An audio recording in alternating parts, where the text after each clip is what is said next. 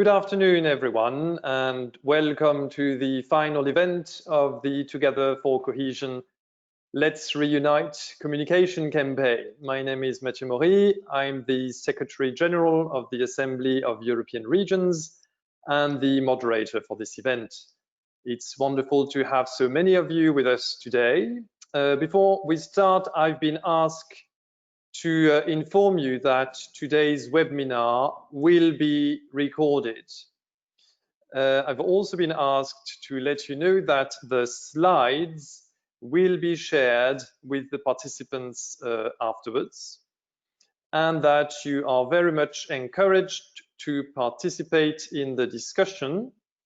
After the panelists' discussion, there will be a Q&A session. You can type your questions throughout the event via the box on the right side of your screen, where you should see my colleague Birgit's message appear now. And finally, you can also give your inputs via Twitter using the hashtag #TogetherForCohesion. That being said, I would like to say how glad I am about this communication campaign, which has been co-funded by the Directorate-General of Regional and Urban Policy of the European Commission. This project has been all about showing citizens how the European Union helps them in their daily lives via cohesion policy. And we are here today to learn more about cohesion policy and how to effectively communicate its activities and projects. At a time when solidarity and territorial cooperation is so important, I'm proud we collectively showcase how we contribute to it. To animate this discussion, I'm glad to introduce our panelists, which you can already see. Michiel Rijsberman, Diego Villalba de Miguel, who is joining us via phone, Jan Pycha, Chiara Vivaldelli, and Cornelia Carmen Madaras. A great diversity of politicians, regional practitioners, commission officials, communication experts from all across Europe, which have made this project possible and successful. Thank you all very much for taking part in this discussion. And without further ado, I would like to give the floor to Michiel Rijsberman. Michiel Rijsberman is the regional minister from Flevoland in the Netherlands and also the chair of the AR Task Force on Cohesion Policy. Michiel, can you please tell us about the importance of cohesion policy and the scope of this event? Thank you, Mathieu. If I'm not very clear to hear, I will get a message, I suppose. Welcome also on my part to this webinar. I think it's very important to be able to share our experiences on this subject. It's a very important subject, I think, as we all know, but it's also very important to be able to communicate this, because a lot of people within the EU do not really know how important cohesion policy is. There are different levels to the importance of good communication. I think the first one is to be able to communicate very well with our own inhabitants. So within our own regions, fighting skepticism, fighting populism, a lot of people will, over the years, blame the EU for a lot of bad things happening in their region. They will talk about a lot of regulations coming from Brussels, but I think it's also very important to show the good things and the benefits we all have from the EU. That brings me also to the next level of communication, because we see all too often that our leaders from our member states communicate about the European policies a lot, about cohesion policy a lot, but usually in terms as if that's their own doing and if it's their own policies. So everything that's good comes from their own policy and everything that's bad comes from Brussels.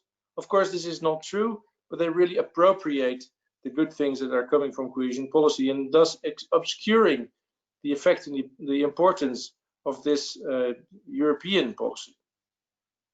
And this, of course, also colors the way people talk about this in our national parliaments.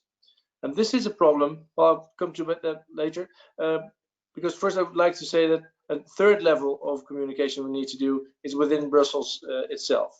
I think it's very important for us as regions to really communicate with the Brussels institutions to get across the importance that cohesion policy has for us, for our regions across Europe, to really strengthen our local communities and our local economies, and showing all the different benefits of cohesion policy. There are different threats, I think, to cohesion policy. You know, the one I was mentioning is the one coming from our own member states.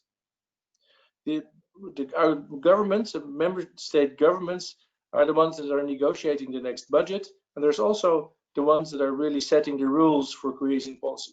And we see that there's a trend going on towards more centralization, to influence of the regions going back to the national governments. So regions and cities are losing their influence and losing the grip on cohesion policy. And this is especially a problem because these regions and cities are the places that best know where to invest the money, that best know where to have the effect on the local society, on the local communities that we can have.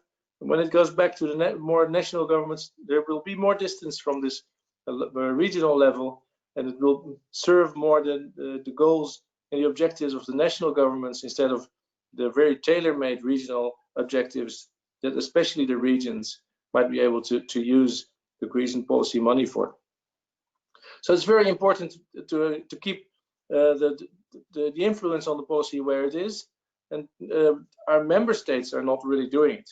So re-centralization is one.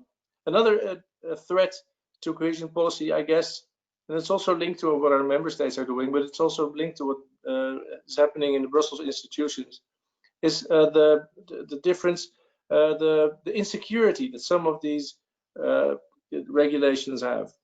We can see that cohesion policy is very popular in Brussels because it's a large budget, and apparently it's very easy to use when people are going to use the COVID-19 program like REACT-EU, or are looking for money to fund something like the Joint Transition Fund.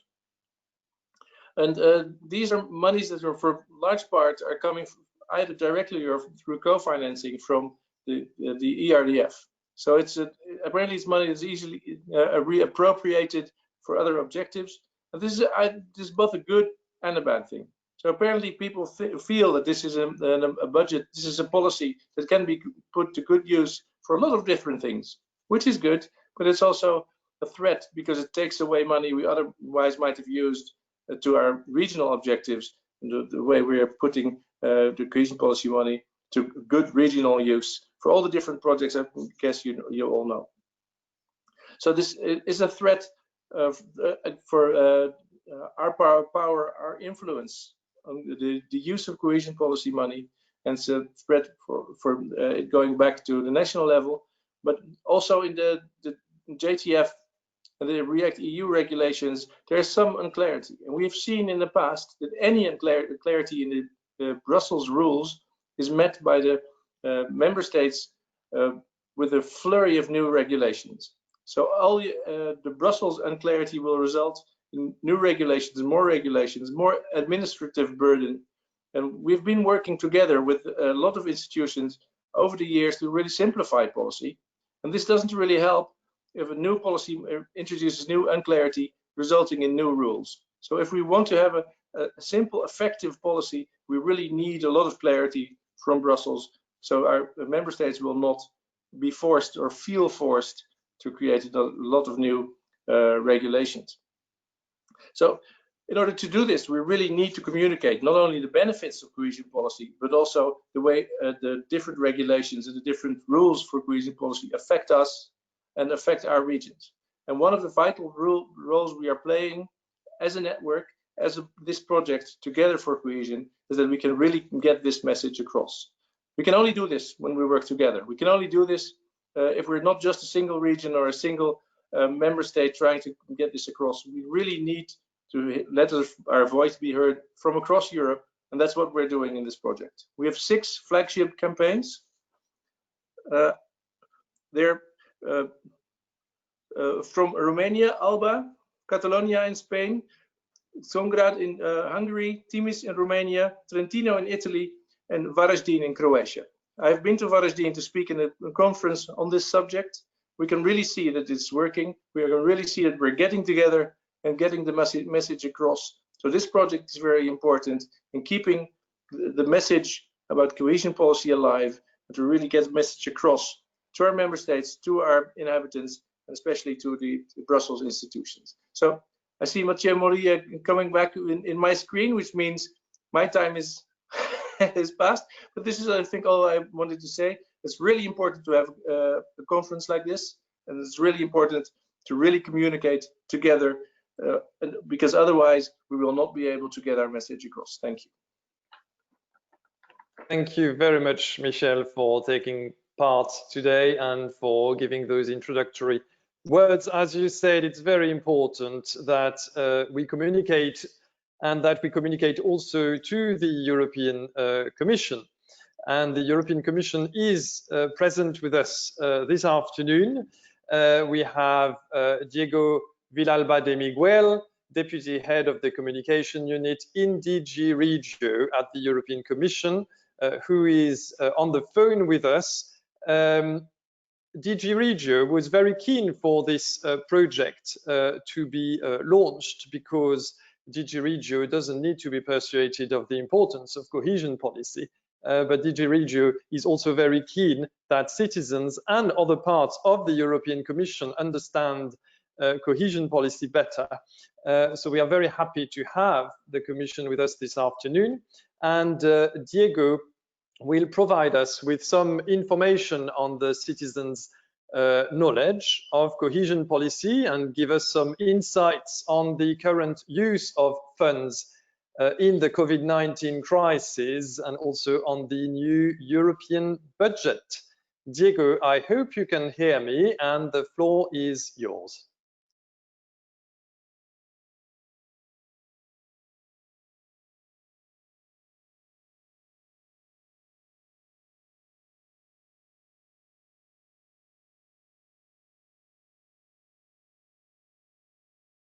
I don't think Diego can hear me.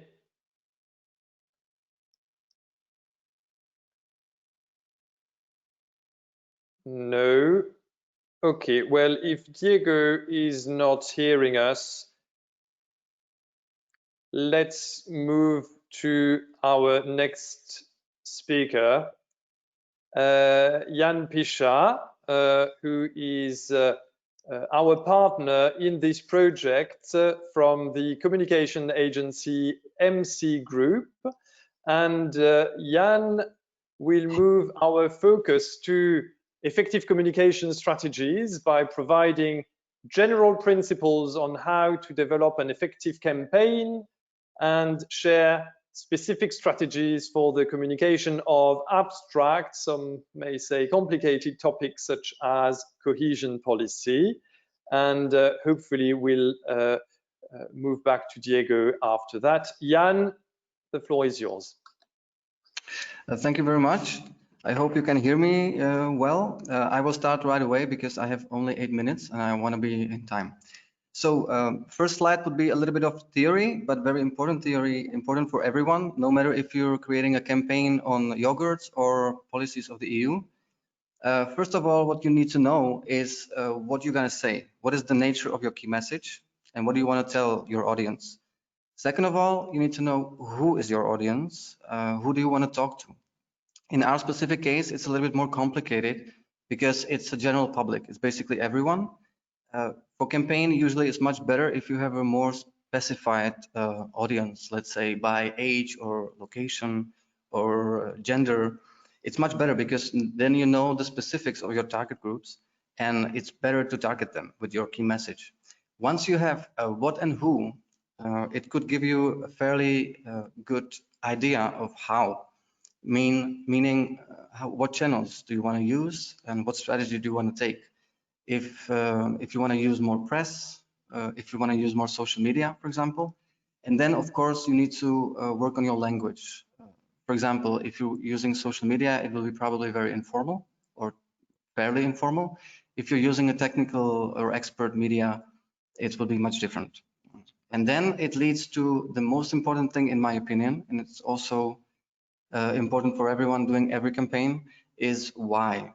And now you're probably thinking, oh, he's telling us some basics 101 communication stuff, and I agree with you, but you would maybe be surprised how many people don't know what they want to tell and why before launching a communication campaign. So I cannot stress this enough. It's very basic, but I recommend going through all these questions before even starting planning any communication campaign.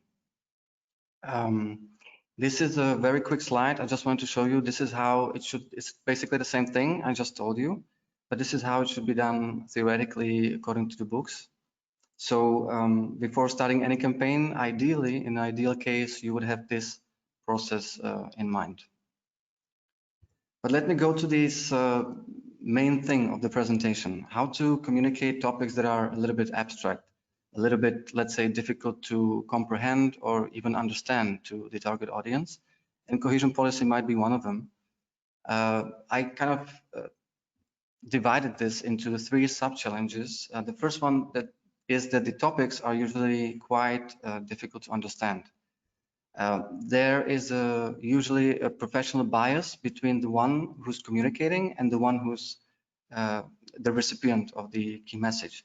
Usually the one communicating knows a lot about the issue, a lot about, in our case, there are experts, or you are experts on cohesion policy and you know a lot about it. The problem is that the target audience usually doesn't. They know either nothing or they have very little information about in this case, cohesion policy. And the biggest challenge is to look at the topic through the eyes of the audience, which is probably very difficult because when you know something very well, it's difficult for you to imagine, it's like a human brain, it's difficult for you to imagine that people don't know much. And subconsciously, you're actually over complicating things, usually. What can be a solution? The ideal solution for a communication professional is to get to know your target group better and assess the level of knowledge before you even start communicating. This could be an opinion poll, for example, trying to find out how much your audience knows about, in this case, cohesion policy. But I can imagine that this is pretty difficult to do with every campaign. It can be much more simple. You can either use your pre-existing events where your target audience, in this case citizens, is present, and you can talk to them. You can ask them, you can tell them, I'm trying to set up this new campaign about this. What do you know about it? What would you be interested in before, so that you can actually have some information about your target group before launching. And the best thing is to do is before putting the communication material out, a press release, a key message, ask your loved ones, ask your family, ask your friends who normally have much less information on the topic if they understand what you're trying to say. And that's the greatest feedback you can get before talking to the wider audience. The second challenge could be that this topic is, or these abstract topics in general, are unattractive. It's not a love brand that's easily to communicate, everyone knows about. How can you tackle this? In our experience, the best thing how to work with this is to engage your target group in the campaign in the first place. So you can have an interview with some of the representatives of your target group to create some content with them directly. And it also brings kind of a personal touch to the campaign and makes it less technical and less complex, and therefore easier to understand and comprehend. The third topic is, the third challenge, is that usually this is based on raw data, especially policies, no matter if EU policies or also national policies, are usually presented in a rational way. How much funding went into that? How many projects were supported there and there? Which is very important, but it usually doesn't sell very well. So it's very important for you thinking or designing this campaign to kind of put some emotions in it, to put emotion aside on the campaign. In this case, we were trying to do it by involving some sort of stories, how the projects supported from cohesion policy before help the situations in the regions or change the situations in a way, so that there are some stories that people can better identify with than with some numbers. Keeping this in mind, there's also there are also three things. Also, I would say this is a lesson learned from this campaign as well. What we should always think of before designing every campaign or every communication project. First of all, we need to communicate timely. Why is that? It's because it's very difficult to persuade journalists to write about something that happened in the past. It was most probably already communicated before. Most probably is not anything new for them, and therefore they tend to be kind of reluctant of putting that in the news.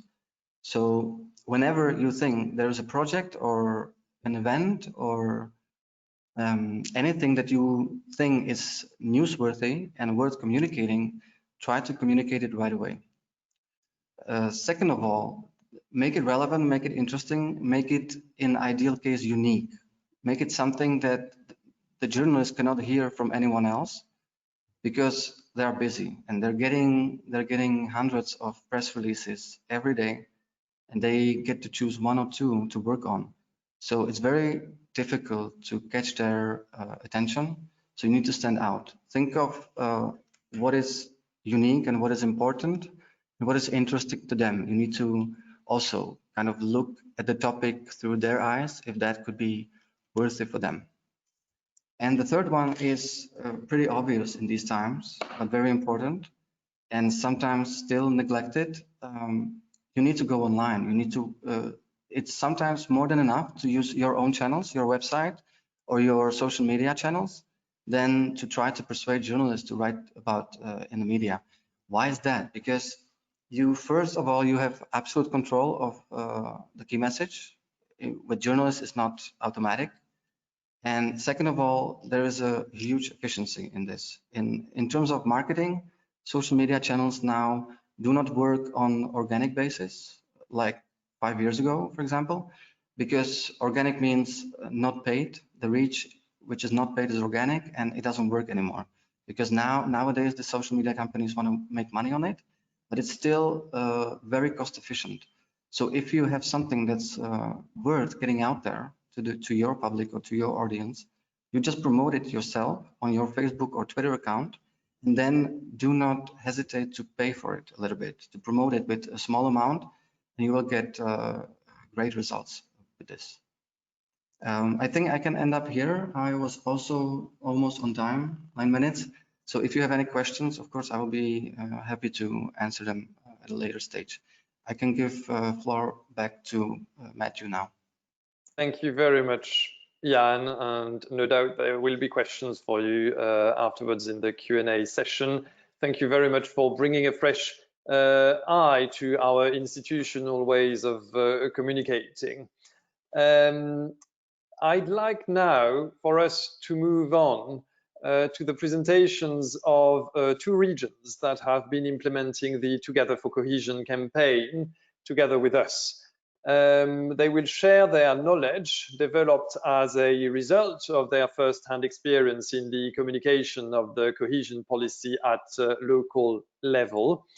We will start with Chiara Vivaldelli from the province of Trento, who will present us what are the difficulties and success elements to reach the main beneficiaries of the policy, i.e. the citizens. And she will give us the concrete examples of Europe Direct Trentino to illustrate that. Chiara, the floor is yours.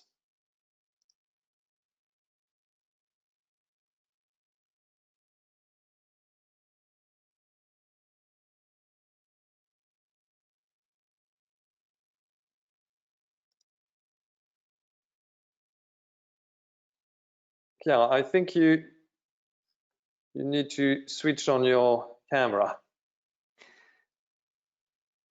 Sorry, and Matthew. Mike. There you go. We can hear you now.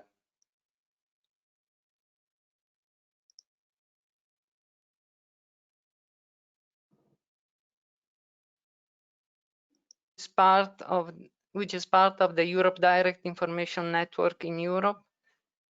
It's giving me strange messages. Can you hear me? Okay. Yes, we can hear you, but we can't see you. Just one. I thought I had already shared the webcam, but maybe not. There we go. Perfect. Okay. Thank you, Chiara. I make it. Thank you. Thank you for your patience. So I've been asked to talk about our experience in communicating European Union to the citizens and trying to highlight success elements and difficulties. So I would like to start telling you about which is the main difficulty we experience when communicating European Union. We realize that European institutions and European Union in general are felt far away because they are physically based in Brussels and because they are felt far from citizens' everyday life. This means that sometimes citizens are unaware or pessimistic, skeptical about Europe's impact on their lives. So given this difficulty, our challenge is to try to involve citizens and bring Europe near to them, so as to shorten distance between European institutions and European citizens. This is not an easy task, of course. How it can be done? We think that it can be done by trying to explain in simple language how much European policies can become part of everyone's daily life. So I'm going to describe some of our communication activities with which we try to reach this aim. For example, we go in to teach in schools. We have a communication activities called the European Laboratories. We have 12 training modules going from the European history to the European policies in different sectors. And we involved around 1,000 students for every school year. Then one of our most effective communication module is called How Much Europe in Our Daily Life. In this module, we try to communicate some concrete examples and tangible examples, making people think how much Europe is really present in our daily lives.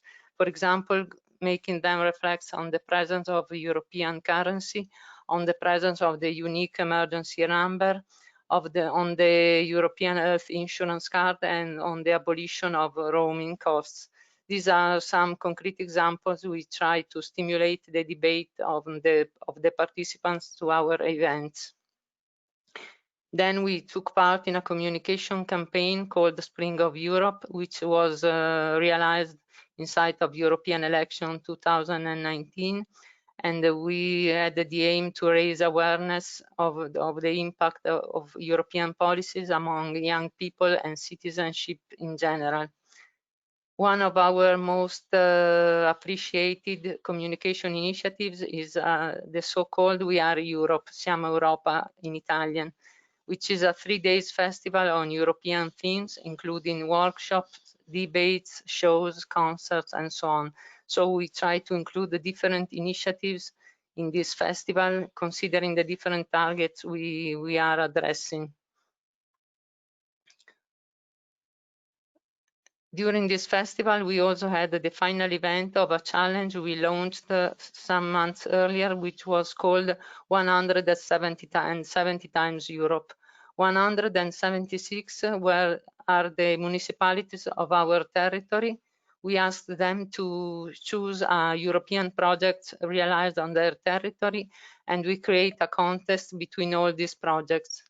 In this way, we had a twofold impact. We had the involvement of citizens, because each citizens of each single municipality became, as we can say, a testimonial, an ambassador of its own project, trying to make people vote for the project of his or her municipality. And then we also increased awareness of how much Europe is on their territory, because we realized that in most cases people knew about the projects on their territory, but they didn't know it was financed with European funds. So it is important to connect these two things: the knowledge about the project or initiatives and the finance of the European funds. One last example of how we try to involve citizens to try to make them understand the importance of European policies is an initiative we call the European Polling Station. You can see in the photo 7 plexiglass pipes. These represent the item of the European budget. We ask people to vote, which means we ask them, what would you do with the European budget?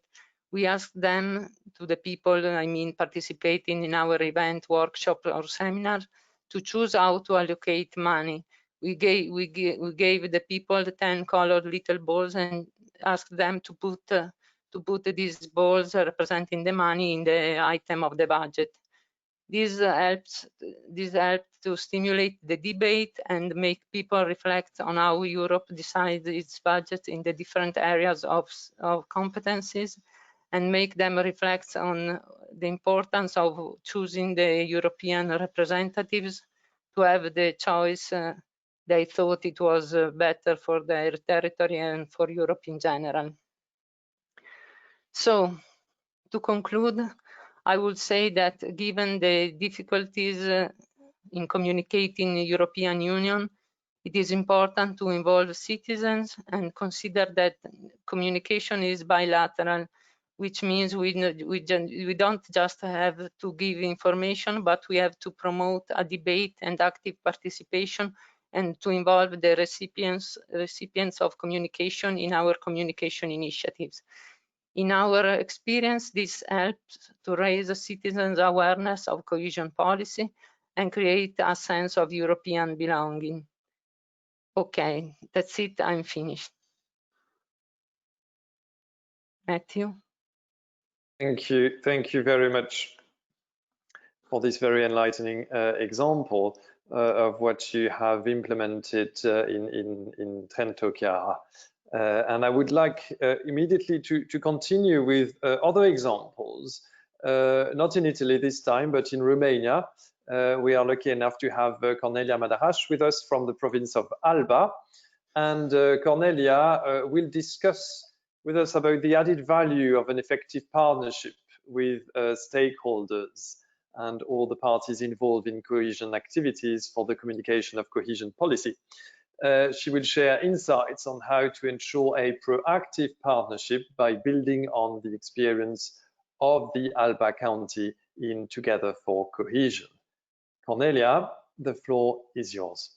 Thank you, Mathieu. Yes, as you said before, I would like to speak a little bit on the way we work together with our partners and with our stakeholders in developing this project. I will focus my presentation on what is really important in this communication campaign, that is the partnership principle. And I will start by telling you what Alba County Council understand by a partnership as a mutual empowering relationship, aware of power imbalance and focus on mutual growth, organizational development, institutional strengthening, and above all on achieving impact. We believe that all the projects and activities we implemented during Together for Cohesion project in partnership increase the collective knowledge, skills, reach, and experience applied to an issue or challenge. Of course, we do mistakes, we will do mistakes, we did mistakes, but we strive to learn from this in the hopes that our partnership evolve and grow stronger. During this project, we organized together with our partners 3 important events. First of them was in the autumn of last year, and it was a fair organized yearly by Alba County Council.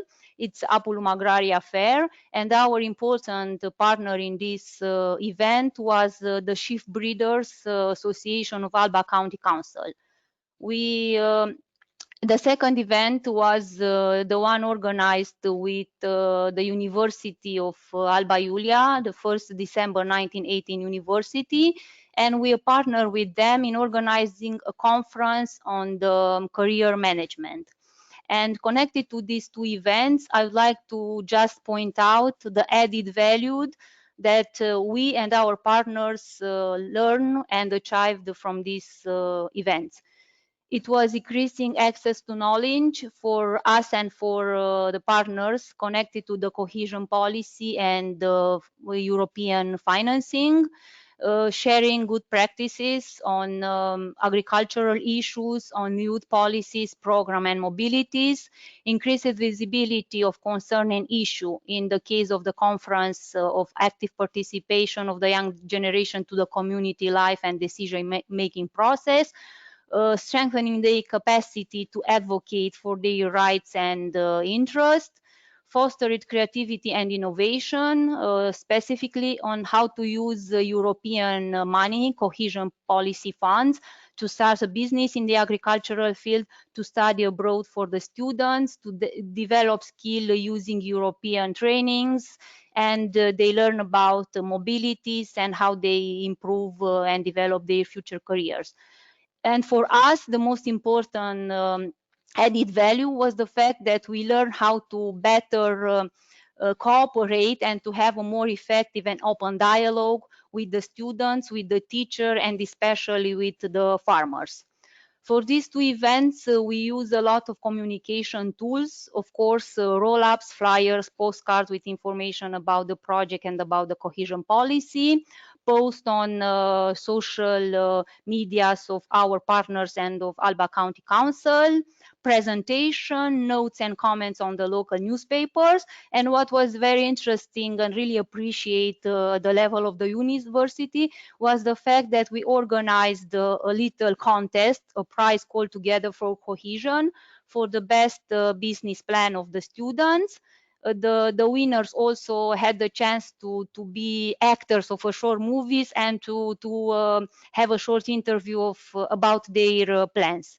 And also connected to this communication tools, we organized with our valuable partners, MC Group Romanian branch, a workshop called Benefits of the European Cohesion Policy in our county. Let's reunite together for cohesion. And we also had another partner for this event, the local energy agency of Alba County. At the beginning of this year, also together with MC Group, we organized sorry, with my slide, I have a short problem. We organized a training here about how we can face challenging in a new era with all the new technologies. And we had also a trip with the press to a small enterprise here in Alba Iulia that increase its activity and get success to its business using cohesion policy money. It was interesting here for the participant that most of them were representative of the business area of Alba County Council, and for them it was the possibility to foster creativity and innovation about how they can promote themselves and their business using the new social medias. How can they increase their capacity in promoting and developing their businesses using European money.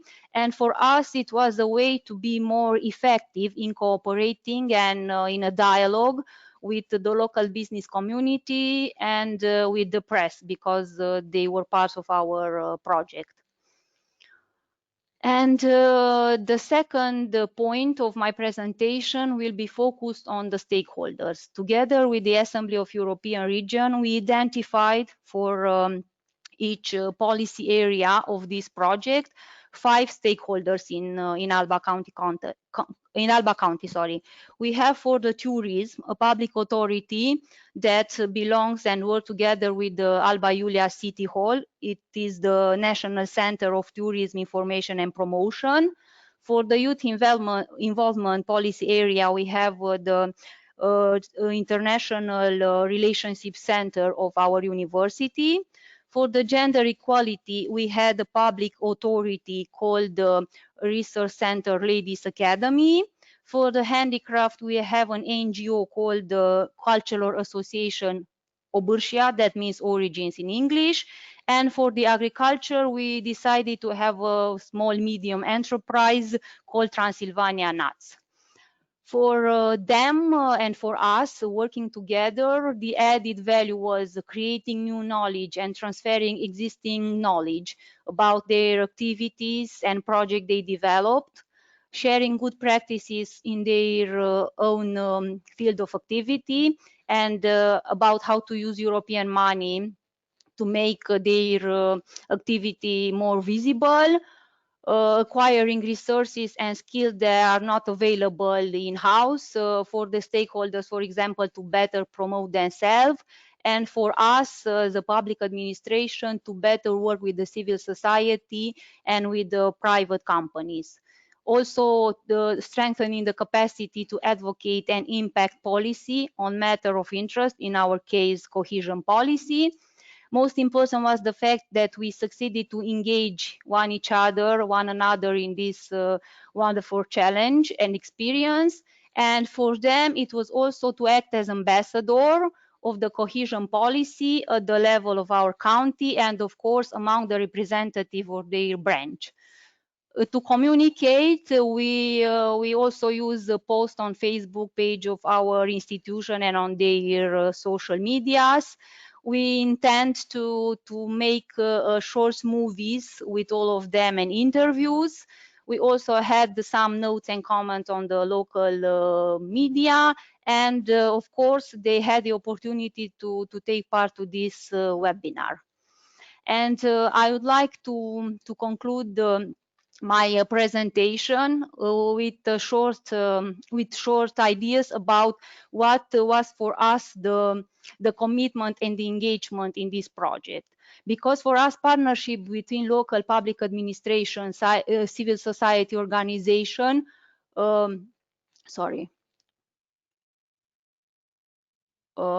and national and international organizations are powerful tools to achieve society change. They help all the partners to improve citizens to perform their rights and to ensure their representation. They create benefit for both sides because our partnership was based on the solid joint commitment and understanding. We are all committed to joint learning. We learn from each other values, from experiences, and sharing and communicating. And we are always consider that it is important to have partners when you have to bring change and to have a positive result.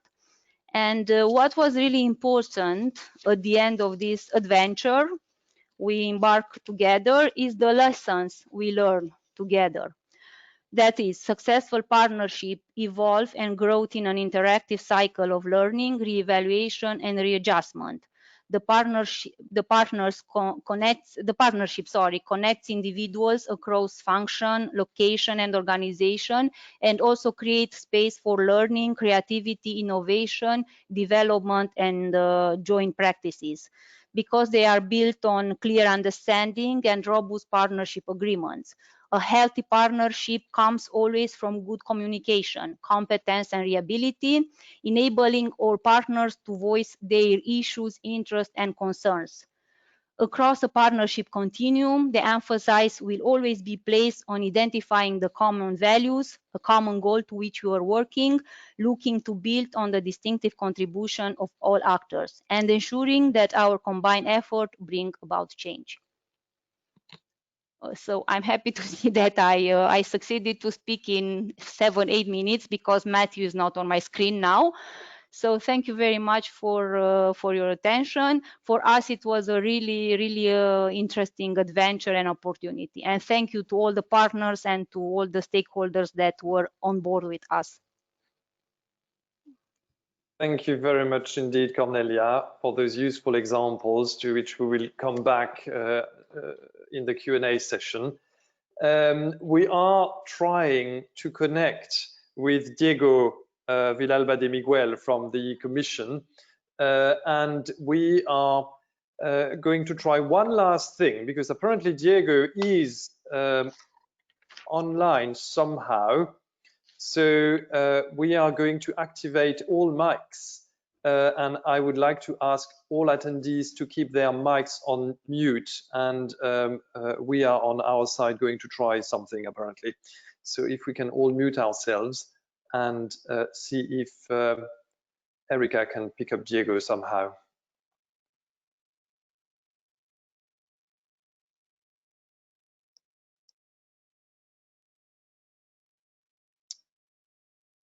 I think not. No, we don't seem to be able to connect with Diego. We'll keep trying. Oh, I'm being asked to wait.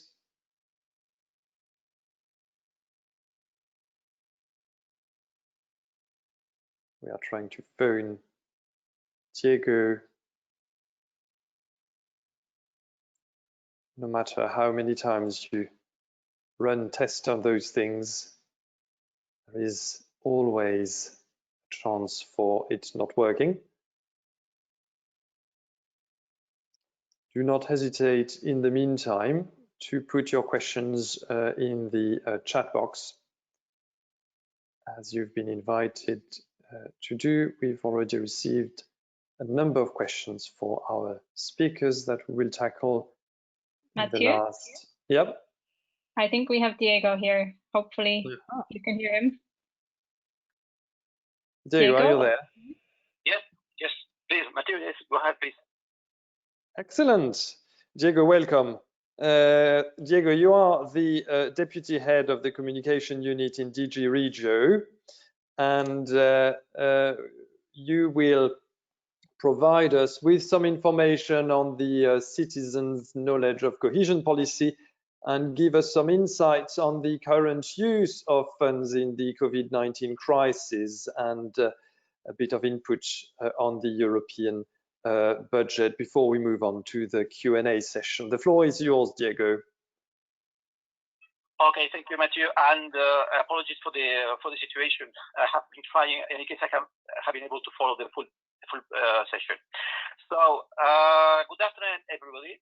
So, as I said, so I work in the communication unit of DG Regio, and we coordinate communication related to the ERDF, the Cohesion Fund, newly now the Just Transition Fund, and of course Interreg.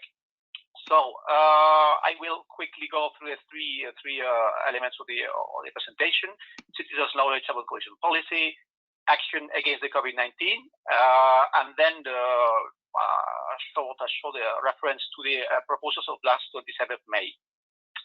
So could you please see the second slide, please?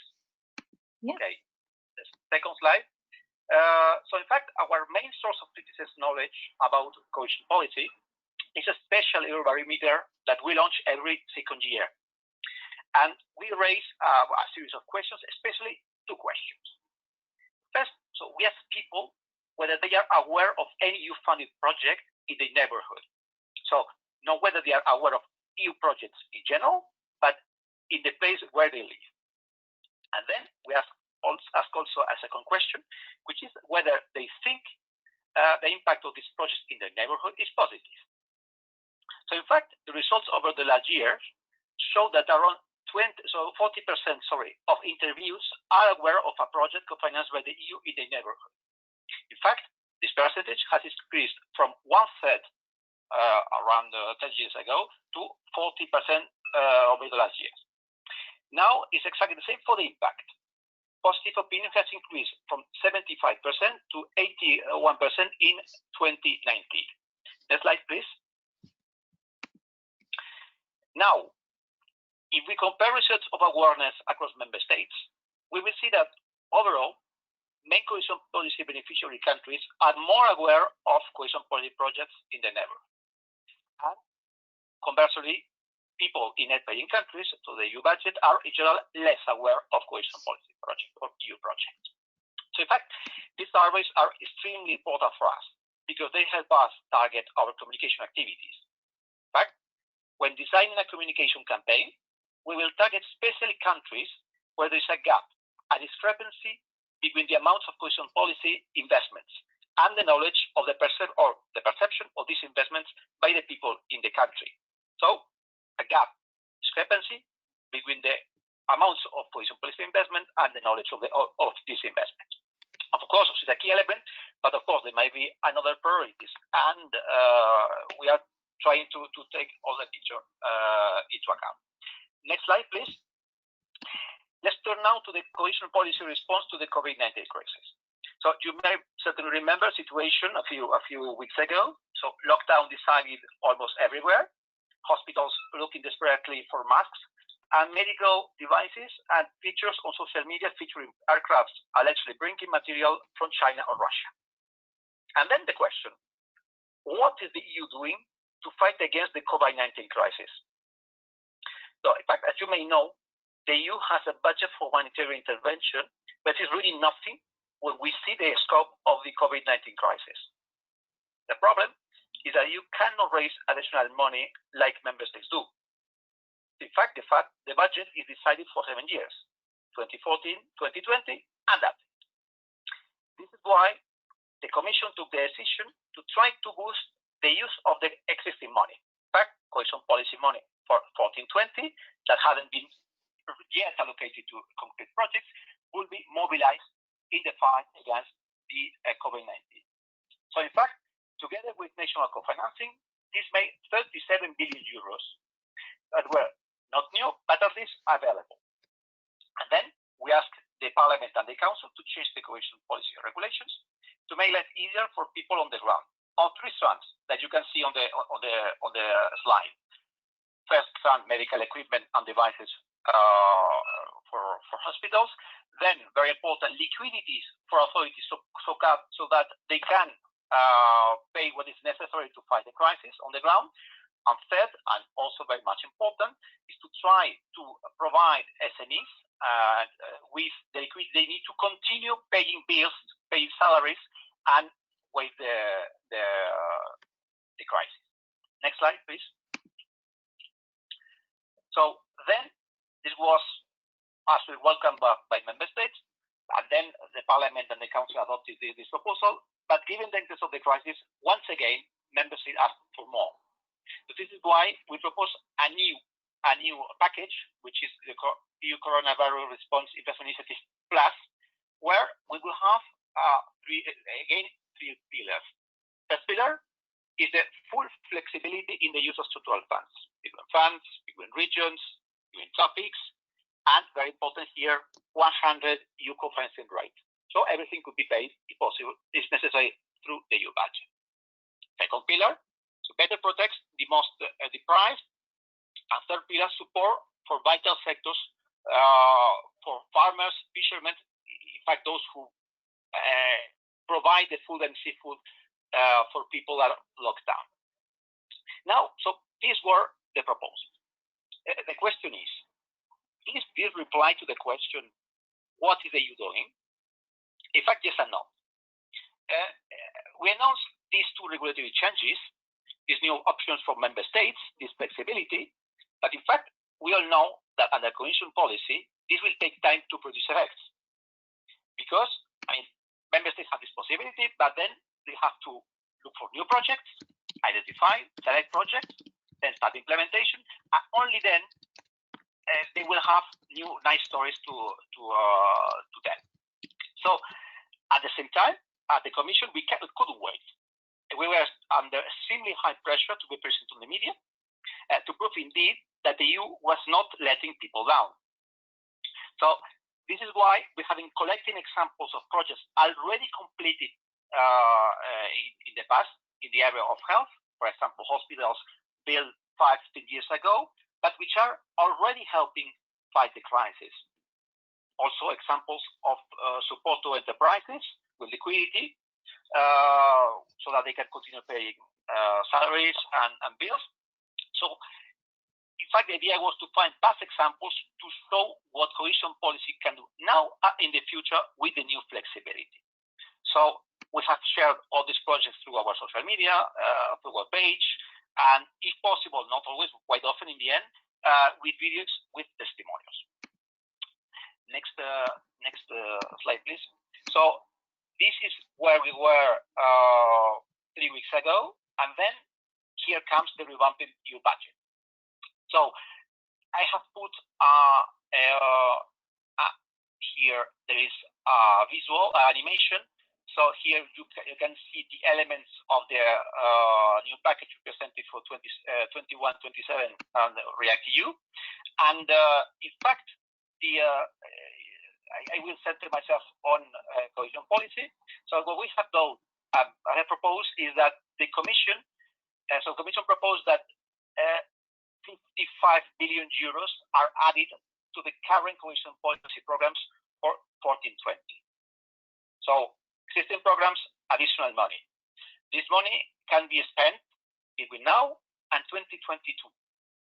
So we were speaking about 37 billion euros available. So now we have 55 billion euros. And this money can be used for any of the activities that were possible in 14-20. Then, in parallel, we have reviewed and revamped the EU budget for 21-27 that we presented in last 2 years ago to take account of the crisis. Okay. So with new elements, in particular, so keep, of course, the flexibility that we have granted for 14-20, but also support new priorities like healthcare, like strengthen support to jobs and SMEs, providing basic services to citizens, and also a focus on culture and tourism because they have been very much hit by the crisis. So now the Council and the Parliament have the proposal on the table, and we are very much confident that an agreement is possible, maybe not likely, but possible over the summer. Okay, that's it. Thanks, and sorry again for the situation. Thank you very much, Diego. Since we have you on the phone, I think I will ask you one of the questions we've received for you. We have received a question saying, how do you respond to people who are skeptic about supporting countries like Italy and Spain, which have a rather strong economic position compared to other countries within the European Union?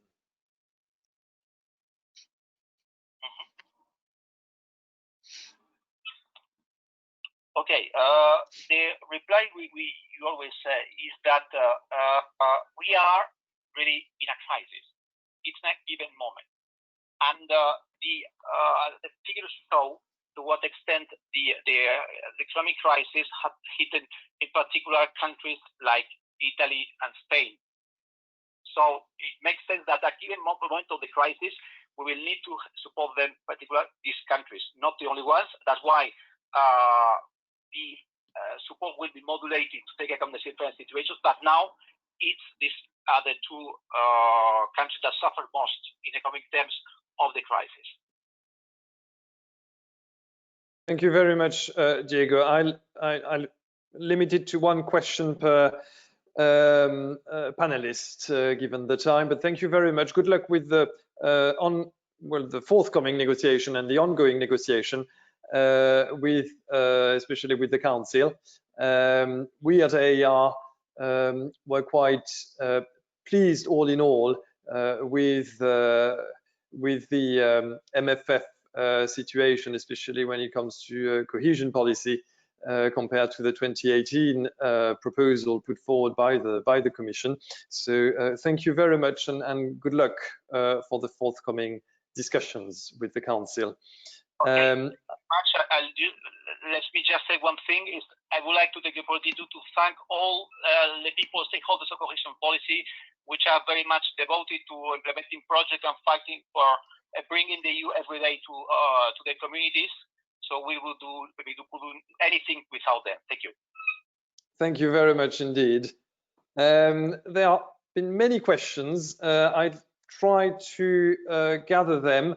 Maybe a question for Cornelia that we have received. How to identify the priority stakeholders to involve in communicating cohesion policy. How did you go about doing that?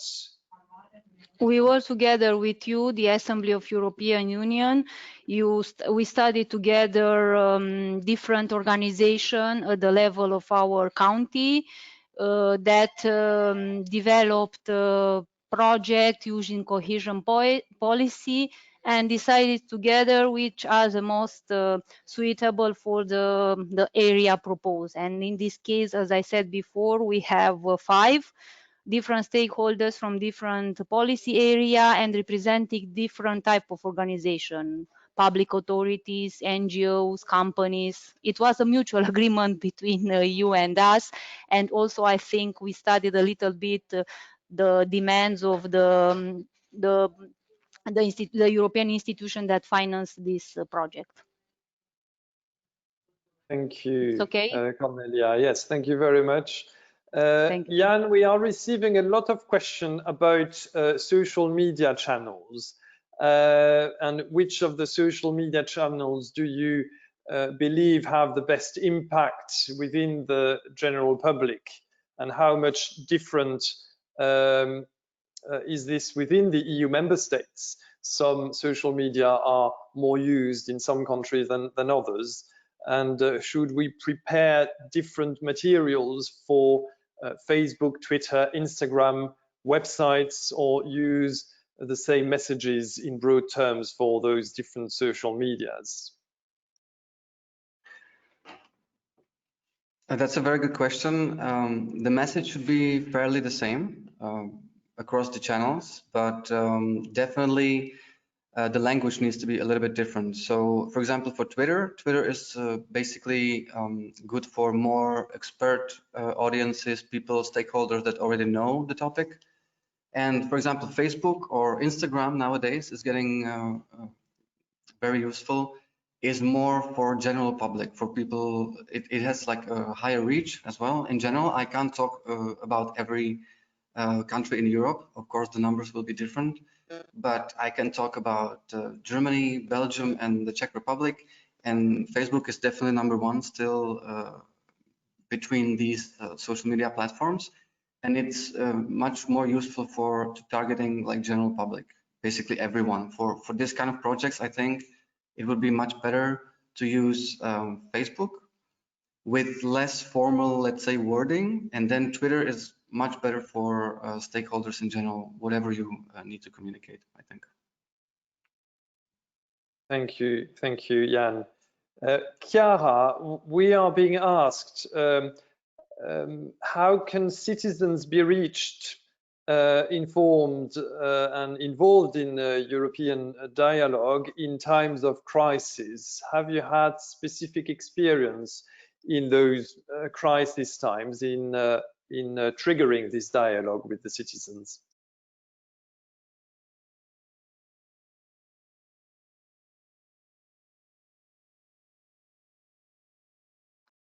Chiara, can you hear me? I guess, yeah, sorry, I didn't have the microphone on.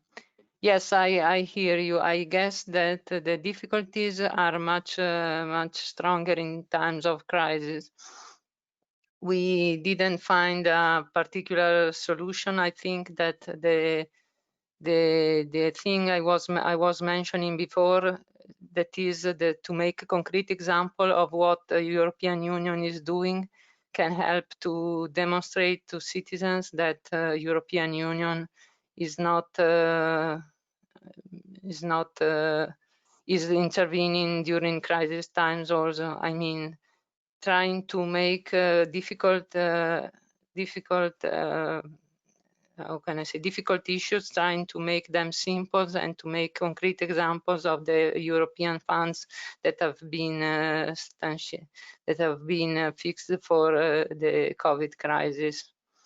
I don't think that there are different solutions. I mean, the key point is always to give concrete examples and possible simple examples of what the European Union is doing.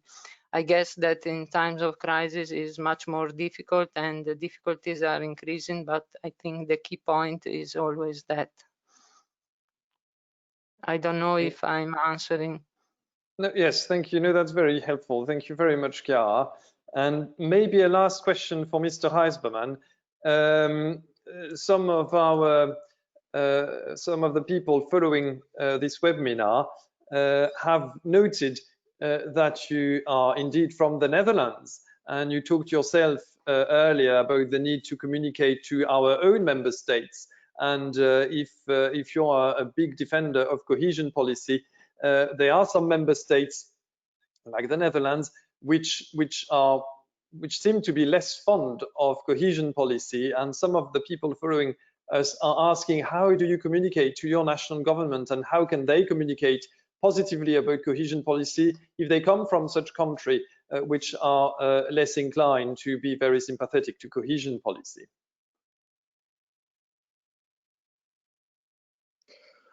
Yes, good question. I think we're one of the few countries where the regions are openly dissatisfied with their national government at this point. We are lobbying our members of parliament, and we are lobbying our national government to explain to them the importance of cohesion policy to the regional economy and to the work our regions are doing, our provinces in the Netherlands. And we are, of course, can even be quite angry with them when they are lobbying as a member state in the MFF negotiations to further reduce cohesion policy money. This would directly affect the budgets of the provinces. So when we go to our national government and ask them, well, you're lobbying for our budgets to be reduced, will you be giving the money directly to us instead of the money going through Brussels? And then they will always say, no.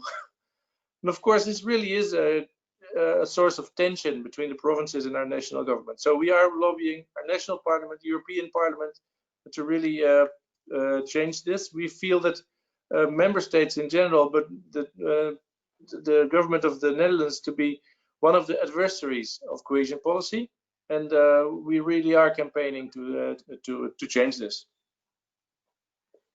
Thank you, and of course you can count on our support on that. Unfortunately, we don't have more time for questions, but you will have the contact details of the panelists if you'd like to follow up with any questions with them directly. I would like to thank all the participants. You are still very many at this hour. If you are interested to take part in other similar activities, or if you have any additional questions, you can contact the AER project team. The email address you see. I remind you that all the slides that have been shared this afternoon will be sent to you, and a video will be produced summarizing the main lessons shared during the webinar. I would like to kindly ask you to fill in the short survey that will be sent to you after the event finishes. And again, thank you everyone who have made this webinar possible in those uneasy times. We very much look forward to being able to exchange face-to-face, hopefully very soon again. In the meantime, stay safe. Thank you very much and goodbye.